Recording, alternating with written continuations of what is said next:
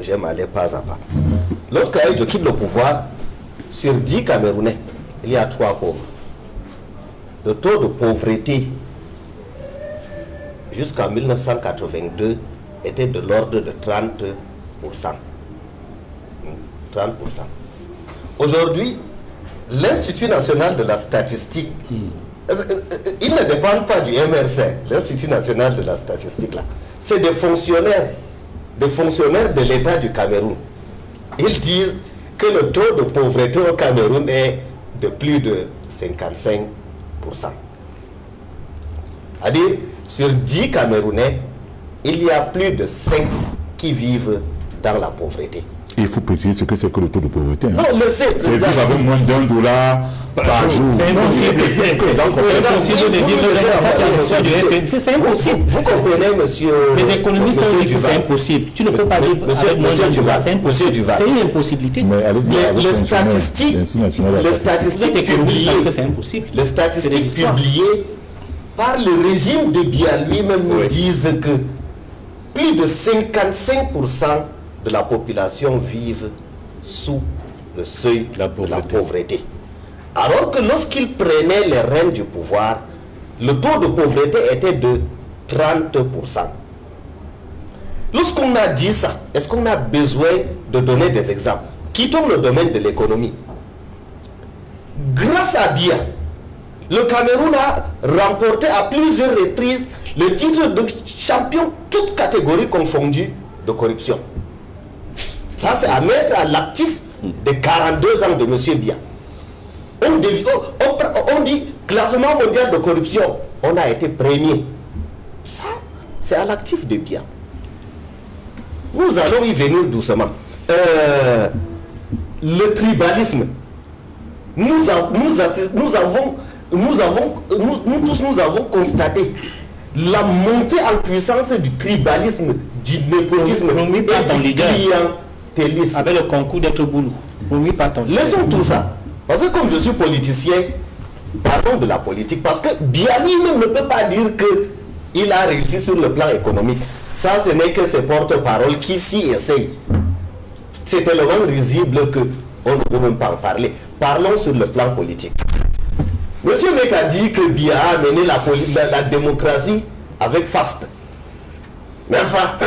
C'est avec une très grande faste qu'il y a eu les morts piétinés par balle. Les morts piétinés par balle à la naissance du multipartisme. Biya a tellement aimé le multipartisme que les Bello Bouba Maïgari ont passé des années en exil et ce n'est qu'avec la chute du mur de Berlin et les vents d'Est qu'ils ont pu revenir. Biya a tellement aimé le Cameroun qu'en septembre 2020, le mouvement pour la renaissance du Cameroun et les partis alliés, nous avons déploré 800 mandats de détention provisoire.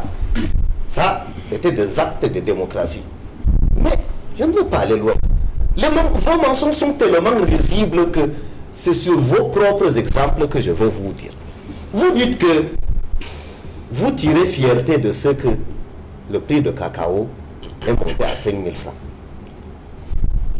Donc c'était par la volonté de M. Biya que le prix du cacao avait chuté. Le prix du cacao ne dépend pas de la volonté de Biya. C'est la loi de l'offre et de la demande. Ce qui dépendait de la volonté de Biya, vous savez c'est quoi, M. Meka? C'est les centaines de tracteurs que vous avez sémés là-bas, au sud Cameroun, en espérant que ça va produire de nouveaux tracteurs. À Ebolova. Ça, là, c'est la volonté de Biya. Vous parlez des écoles que Biya a ouvertes. Moi, je regarde les plaques où on écrit école publique de Wurocholi, école publique de ceci, les plaques qu'on met au bord de la route, alors que même le drapeau, il n'y a pas dans mon nord natal. Vous parlez du niveau d'instruction que Biya a mis. 80%. Je vous rappelle qu'il n'y a pas 2 semaines, une autorité administrative, un gros sous-préfet, a écrit correspondance officielle pour dire qu'il est obligé de fermer 10 écoles parce qu'il n'y a pas d'enseignants et de directeurs. Et que les 2 enseignants qui travaillent dans ces écoles ont été affectés dans des bureaux dans le chef-lieu. J'y arrive. Vous me parlez de l'intérêt que M. Biya a pour l'éducation, moi je vous parle de centaines et de centaines d'instituteurs et d'enseignants du secondaire qui se retrouvent dans les administrations ou dans les postes où on manipule de l'argent, laissant les Camerounais sans instituteurs et sans professeurs. Ne me parlez pas des réalisations de M. Biya. Si vous voulez qu'on parle de Biya un jour en bien, il n'y a qu'une seule chose à faire. C'est de se tenir devant un micro et de faire comme son illustre prédécesseur là. De dire, Camerounais, Camerounaises, j'ai décidé de démissionner. J'espère que vous aurez suffisamment l'esprit croyant pour me pardonner et pardonner à mon régime le mal qu'on vous a fait. Je suis encore ici. Les Camerounais aiment tellement bien que l'effectif de la garde présidentielle est presque l'équivalent de l'armée régulière. Parce que son peuple l'aime tellement pour le protéger de l'amour dévorant de son peuple. Les Camerounais aiment tellement leur pays qu'aujourd'hui, les Camerounais représentent la première communauté dans presque tous les pays étrangers. Vous allez en Chine.